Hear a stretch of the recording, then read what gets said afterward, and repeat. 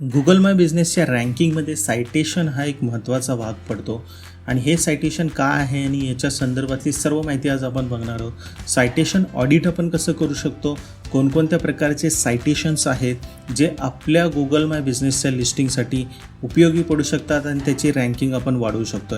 तर चला पाहूया की गुगल माय बिझनेसचे रँकिंग वाढवण्यासाठी सायटेशन संदर्भातली संपूर्ण माहिती आपण आज पाहणार आहोत. तर चला पाहूया हे आपण कसं सायटेशन वापरू शकतो आणि आपली गुगल माय बिझनेसची रँकिंग वाढवू शकतो.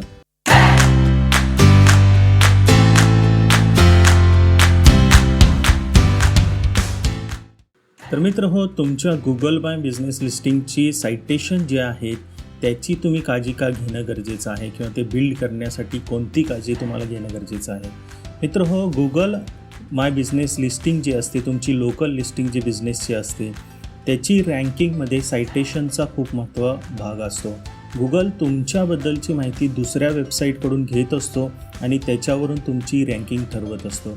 तर दुसऱ्या वेबसाईटवरती तुमची रँकिंग व्यवस्थित किंवा तुमची माहिती व्यवस्थित नसेल तर गुगलच्या रँकिंगमध्ये किंवा तुमच्या लिस्टिंगच्या रँकिंगमध्ये फरक पडू शकतो. त्यामुळे तुम्ही ज्या बिझनेसची जी माहिती आहे दुसऱ्या वेबसाईटची ती योग्यरित्या असणे गरजेचं असतं आणि ते जर असेल तर तुमचे गुगल माय बिझनेसमध्ये रँकिंग चांगल्या प्रकारे होते. त्यामुळे तुम्हाला गुगल माय बिझनेस लिस्टिंग संदर्भातली जे सायटेशन्स आहेत किंवा दुसऱ्या वेबसाईटवरची जी माहिती तुम्ही दिलेली आहे ती योग्य असणे गरजेचं आहे. तर आता समजून घेऊया की लोकल बिझनेस सायटेशन म्हणजे काय. तर तुमच्या बिझनेसची माहिती जी आहे दुसऱ्या वेबसाईट जसं जस्टाईल असेल, फेसबुकच्या पेजवरती असेल किंवा तुमची वेबसाईट असेल याची माहिती एकरूप असणं किंवा एकसारखी असणं याला लोकल बिझनेस सायटेशन म्हणतात. त्याचप्रमाणे जे डिरेक्टरीज असतात जसे जस्टाईल आहे, सुलेखा आहे, अशामध्ये तुमची जी माहिती आहे ती योग्यरित्या दिलेली आहे. जसं तुमचं बिझनेसचं नाव असेल, ॲड्रेस असेल आणि फोन नंबर असेल, या सर्वांची माहिती एकसारखी असेल तर ते लोकल सायटेशन्समध्ये येतं. मित्र हो, लोकल सायटेशन हा इम्पॉर्टंट गोष्ट आहे ज्याच्यामध्ये तुमच्या बिझनेसची माहिती डिरेक्टरीज असून देत किंवा एखादी वेबसाईटवर असून देत ती माहिती योग्यरित्या दिलेली असली पाहिजे. ज्याच्यात 3 महत्त्वाच्या गोष्टी येतात, तुमचं नाव, ॲड्रेस आणि फोन नंबर. तर मित्र हो, लोकल SEOसाठी किंवा लोकल बिझनेसचे SEO करण्यासाठी सायटेशन कोणकोणत्या प्रकारचे असतात आणि त्याची काय माहिती आहे ते पहिल्यांदा आपण बघूया. सोप्या भाषेत समजून घ्यायचं झालं तर सायटेशनमध्ये 3 महत्त्वाच्या गोष्टी येतात. एक तर आहे तुमचे बिझनेसचं नाव, तुमच्या बिझनेसचा ॲड्रेस आणि फोन नंबर. मित्र हो, या 3 गोष्टी सायटेशनमध्ये इम्पॉर्टंट असतात, जे आहेत तुमचं नाव, फोन नंबर आणि ॲड्रेस. ह्या एकसारखे असणं गरजेचं असतं. तर पहिलं जे असतं ते स्ट्रक्चर सायटेशन म्हटलं जातं. म्हणजे काय, जसं जस्ट डायलवर असेल तुमच्या बिझनेसचं नाव असतं, ॲड्रेस असतो आणि फोन नंबर असतो. त्याला डिरेक्टरीजमध्ये ज्याच्यामध्ये जनरल इन्फॉर्मेशन दिली जाते, ज्याच्यामध्ये तुमचा बिझनेसचा ॲड्रेस लिहिला जातो, तुमचं बिझनेसचं नाव लिहिलं जातं आणि फोन नंबर लिहिलं जातं. जसं हे एकसारखेपणाने लिहिलं जातं, जसं तुमचं बिझनेसचं नाव आहे, ॲड्रेस आहे आणि फोन नंबर हे एका पद्धतीनंच लिहिलं जातं, त्याला लोकल सायटेशन असे म्हणतात. पण दुसरी पद्धत आहे की अनस्ट्रक्चर सायटेशन. अनस्ट्रक्चर सायटेशन म्हणजे काय, अशी एखादी बिझनेसची माहिती तुमची दिलेली आहे एखाद्या वेबसाईटवर, जसं तुमचं एखादं रिव्ह्यू कोणी केलं असेल ज्याच्यामध्ये तुमच्या बिझनेसचं नाव लिहिलेलं आहे पण त्याच्यात फोन नंबर नाही आहे आणि ॲड्रेस नाही आहे. तर असे ज्या वेबसाईट्स असतात, जसं ब्लॉगवरती तुमच्या एखाद्या वेबसाईटची लिंक दिलेली आहे किंवा तुमच्या बिझनेसबद्दल माहिती लिहिलेली आहे, त्याच्यामध्ये ॲड्रेस आणि फोन नंबर सहसा देत नाही. तर अशा वेळेला जे सायटेशन असतं किंवा जी इन्फॉर्मेशन असते ती अनस्ट्रक्चर असते. स्ट्रक्चरमध्ये तुमच्या बिझनेसचं नाव, ॲड्रेस आणि फोन नंबर असतो. अनस्ट्रक्चरमध्ये यापैकी कोणती तरी माहिती असते. तर तुम्हाला हे समजून आलं असेल की स्ट्रक्चरमध्ये तुमची लिस्टिंग चांगली असणं गरजेचं आहे. अनस्ट्रक्चरमध्ये पण एखादी माहिती असेल तर ती अपडेट करणं पण गरजेचं आहे. तर हे 2 महत्त्वाचे प्रकार आहेत लोकल SEOमध्ये सायटेशन संदर्भात. तर आता जाणून घ्या की हे लोकल सायटेशन आपण कसं बिल्ड करू शकतो ज्याच्यामुळे आपली गुगल रँकिंग वाढू शकते. तर आपण पाहिलं की जनरल सायटेशन म्हणजे काय आहे ते पहिल्यांदा पाहूया. की जनरल सायटेशन्स म्हणजे ज्या अशा वेबसाईट आहेत, ज्या डिरेक्टरीज आहे, जसं जस्टाईल आलं, सुलेखा आलं, इंडिया मार्ट आलं, ट्रेड इंडिया आलं, तर अशा वेबसाईटमध्ये आपण एखादी आपली बिझनेसची लिस्टिंग करतो त्याला लोकल सायटेशनमध्ये जनरल सायटेशन्स म्हटलं जातं. तर अशा डिरेक्टरी ज्या आहेत ज्याच्यामध्ये बिझनेसची इन्फॉर्मेशन दिली जातं, ज्याच्यात बिझनेसचं नाव, ॲड्रेस आणि फोन नंबर दिला जातो. तर अशा ज्या साईट्स असतात त्याला जनरल सायटेशन्स म्हटलं जातं. त्यानंतर मित्र निश इंडस्ट्री स्पेसिफिक प्लॅटफॉर्म, म्हणजे एखादं जर रिअल इस्टेट असेल तर रिअल इस्टेटच्या वेबसाईटमध्ये किंवा त्यांच्या डिरेक्टरीजमध्ये इन्फॉर्मेशन देणं म्हणजे निश इंडस्ट्री झाली. जसं एखादं फूड रिलेटेड असतं आणि फूड रिलेटेड बिझनेसच्या लिस्टिंगमध्ये माहिती दिलं तर ते निश स्पेसिफिक होतं. जसं एक्सपोर्ट हाऊसेस असेल तर ते ट्रेड इंडिया किंवा अशा एक्सपोर्ट हाऊसच्या बिझनेसेसमध्ये आपली इन्फॉर्मेशन देतात तर ते निश स्पेसिफिक होतं. तर आपल्या कॅटेगरीनुसार निश स्पेसिफिक आपण जर माहिती एखाद्या लिस्टिंगमध्ये ॲड केली किंवा डिरेक्टरीमध्ये ॲड केली तर त्याचा फायदा आपल्याला होतो. त्यानंतर मित्र की लोकल एरिया, म्हणजे तुम्ही ज्या सिटीमध्ये असेल त्या सिटीची काही डिरेक्टरीज असतात तर त्या ऑनलाईन ज्या डिरेक्टरीज आहेत लोकल एरियातली तर त्याच्यामध्ये बिझनेसची लिस्टिंग असणं हे पण एक महत्त्वाचं आहे. तर लोकल एरिया बिझनेस लिस्टिंग पण महत्त्वाची आहे. त्यानंतर मित्र अनस्ट्रक्चरमध्ये जिथं माहिती दिली जाते, तुमचा एखादा लेख लिहिला असेल तुमच्या कंपनीबद्दल किंवा एखादा ब्लॉगमध्ये माहिती असेल, एखादी न्यूज असेल, तर अशा अनस्ट्रक्चर ज्या माहिती असतात किंवा तुमची माहिती दिली जाते बिझनेसची तर त्याच्यामध्ये सुद्धा तुम्ही बिल्ड करू शकता लोकल SEO तुमचं जे आहे बिझनेस लिस्टिंगचं, आणि असे सायटेशनचे तुम्हाला उपयोग पडू शकतात. तर आता जाणून घ्या की हे सायटेशन कसं ऑप्टिमाइज करू शकतो आपण आपल्या बिझनेससाठी.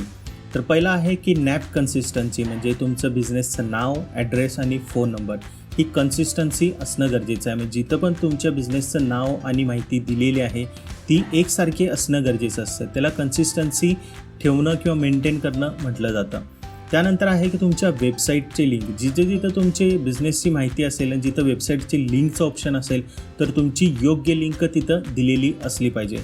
त्यानंतर आहे बिझनेस डिस्क्रिप्शन, तुमच्या बिझनेसचं जे डिस्क्रिप्शन आहे ते एकसारखं असलं पाहिजे. तुमची वेबसाईट असेल तर त्याच्यावर पण एकसारखं असलं पाहिजे. तुमची माहिती ज्या साईटवरती आहे तिथं पण ते योग्यरित्या असलं पाहिजे. त्यानंतर आहे बिझनेस कॅटेगरी एक महत्त्वाचं आहे. तुमची लिस्टिंग जर रिअल इस्टेट असेल तर रिअल इस्टेटमध्येच ते बिझनेस कॅटेगरी ती सिलेक्टेड असली पाहिजे, दुसरी कोणती नसली पाहिजे. तर हे पण एक महत्त्वाचं होतं. ऑप्टिमायझेशन तुम्ही ज्या वेळेला करत असता तर ह्या गोष्टी लक्षात ठेवणं गरजेचं आहे. त्यानंतर फोटोज, तुमच्या बिझनेसचे फोटोज जे दिलेले असतील दुसऱ्या वेबसाईटवरती तर ते योग्यरित्या आहेत का, तुमचेच फोटो आहेत का, तुमच्याच बिझनेस रिलेटेड आहेत का, हे सुद्धा चेक करणं महत्त्वाचं असतं. ऑप्टिमायझेशन तुम्ही जेव्हा सायटेशन्स करत असता तर ही पण एक महत्त्वाची गोष्ट येते. त्यानंतर आहे रिव्ह्यूज, तुमच्या बिझनेसबद्दल दुसऱ्या वेबसाईटमध्ये जे रिव्ह्यूज दिले जातात ते कसे आहेत, कोणत्या रेटिंग्समध्ये आहेत, तर याची पण चेक करणं तुम्हाला गरजेचं आहे. कारण गुगल माय बिझनेस लिस्टिंगमध्ये किंवा गुगल ह्या सर्व गोष्टींची माहिती बघतं. तुमचं नाव कसं योग्यरित्या आहे, तुमची वेबसाईटची लिंक बरोबर आहे की दुसरीकडे, किंवा बिझनेसचं डिस्क्रिप्शन एकसारखंपणा आहे का, बिझनेसची कॅटेगरीज एकसारखी आहे का, फोटोज एकसारखे आहेत का, आणि रिव्ह्यूज तुमचे हे सुद्धा बघितले जातात. तर ऑप्टिमायझेशन तुम्ही ज्या वेळेला करत असता त्यावेळेला तुम्हाला ह्या गोष्टी त्याच्यात लक्ष घेऊन आणि ते करणं गरजेचं आहे. तर मित्र आपण आता जाणून घेऊया की गुगल माय बिझनेसचे जे आपण सायटेशन करतो किंवा ऑडिट जे करतो ते कशा प्रकारे करू शकतो आणि सोपी पद्धत कशी आहे. त्याच्यामध्ये पहिलं तुम्ही एक्सेल शीटमध्ये तुमच्या बिझनेसचं नाव इथं लिहू शकता, ॲड्रेस लिहू शकता, फोन नंबर, वेबसाईटचं URL, बिझनेस डिस्क्रिप्शन आहे, बिझनेसचे कॅटेगरीज असतील ज्या तुम्ही मल्टिपल सिलेक्ट केल्या असेल त्या कॅटेगरीज तुम्हाला लिहायच्या आहेत. त्यानंतर फोटोज आहेत आणि रिव्ह्यू संदर्भात तुमची माहिती लिहू शकता, किती रेटिंग्स आहेत आणि काय आहे, आणि फोटोज. तर ह्या चार वरच्या ज्या आहेत त्या महत्त्वाच्या आहेत आणि हे पण महत्त्वाचं आहे. तर हे ज्या वेळेला तुम्ही बनवून घेता तर मित्र ऑडिट करत असताना किंवा आपल्या सायटेशनची माहिती घेत असताना ती आपण कशी घेऊ शकतो ते पाहूया. आता मी उदाहरणार्थ इथं जसं गुगलमध्ये कॅफे मॅक्स मुंबई असं सर्च केलं आहे तसं तुम्ही तुमच्या बिझनेसचं नाव इथं लिहू शकता आणि सिटी इथं लिहू शकता. तर तुम्हाला पाहिजे की इथे माहिती भेटते. आता इथं कुठं माहिती आहे ते तुम्हाला याच्यातून कळू शकतं आहे. ह्या सर्व रेस्टॉरंट्स किंवा याची माहिती इथे दिलेली, जसं जस्ट डायल आहे, डायनिंग आउट आहे, झोमॅटो आहे. तर अशा प्रकारे तुम्हाला माहिती कळते की तुमच्या बिझनेसची माहिती कुठे आहे.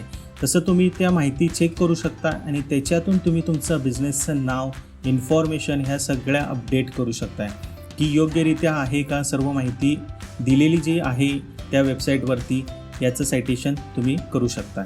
तर तुम्ही जी सर्च कराल माहिती त्याचेही तुम्हाला इथे लिंक्स लिहायचे आहेत. तुमचं बिझनेसचं नेम, ॲड्रेस आणि phone number, website URL, business description, business categories कुठं दिलेल्या आहे त्या वेबसाईटवरती, फोटोज आहेत का नाही, येस नोमध्ये लिहू शकता. रिव्ह्यूज आहेत तर किती आहेत. समजा तुम्ही ही माहिती जस्ट डायलकडून घेतली असेल तर त्या लिस्टचं नाव इथं लिहू शकता आणि जी तुमची URL आहे लिस्टची इथं तुम्ही कॉपी करून ठेवू शकता. तर असे ज्या वेळेला तुम्ही 10 ते 15 लिस्टिंगची माहिती घ्याल आणि त्याच्यानंतर तुम्हाला असं कळेल ह्या स्ट्रक्चरमधून किंवा ह्या माहितीमधून की कुठं तुमची माहिती योग्यरित्या आहे किंवा नाही आहे. जर तुमच्या बिझनेसची माहिती एखाद्या ठिकाणी जर योग्य नसेल तर त्या वेबसाईटच्या URLवर जाऊन तुमचं जे लॉग इन असेल किंवा तुम्ही जर लॉग इन तुमचे डिटेल्स असेल ते लॉग इन करून तुम्ही तुमची माहिती अपडेट करणं गरजेचं आहे. तर अशा प्रकारे एक स्ट्रक्चर फॉलो केलं जातं. हे तुम्ही स्क्रीनशॉट घेऊ शकता आणि अशा प्रकारे बनवू शकता आणि याच्यातून तुम्ही तुमची माहिती अपडेट करण्याची एक सोपी पद्धत बनवू शकता. जसं इथे लिस्टिंगचं नाव दिलेलं आहे, लिस्ट नेम आहे, ज्याच्यामध्ये जस्ट डायल असेल, इंडिया मार्ट असेल, काय असेल तर तुम्ही असं बनवू शकता आणि हे इथे टायटल आणि डिस्क्रिप्शन्स देऊ शकता. तर हे करणं सोपं जातं कारण ह्या लिंक्स तुमच्याकडे सेव्ह राहतात.